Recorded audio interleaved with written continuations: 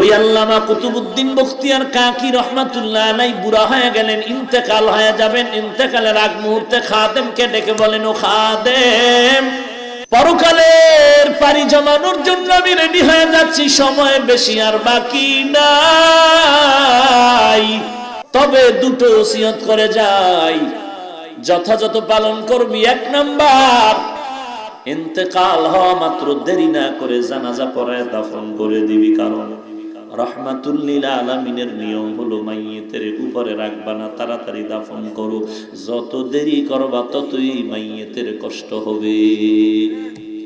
বাবাই মারা গেছে, সুইডেন থেকে ছেলে না আসলে জানাজা হবে না রে, বরফ মেডিসিন দিয়ে এটারে বাক্সে আটকায় রাখ। কি হবে? ছেলে আইসা একটা চিৎকার দিলে বাবায় সালাম দিবে, হ্যাঁ না চোখ মুছাই দিবে? এরে মানুষ কেমনে বুঝাই রে ভাই? কেন আলেমদের কথা বুঝতে তোমাদের কষ্ট হয়? আমার নবীর কথাগুলো তোমার কেন মজা লাগে না রে ভাই? নবীর কথার উপরে তুমি অতি চালাক হয় কেন তোমার যুক্তিটারে খাটাইতে চাও?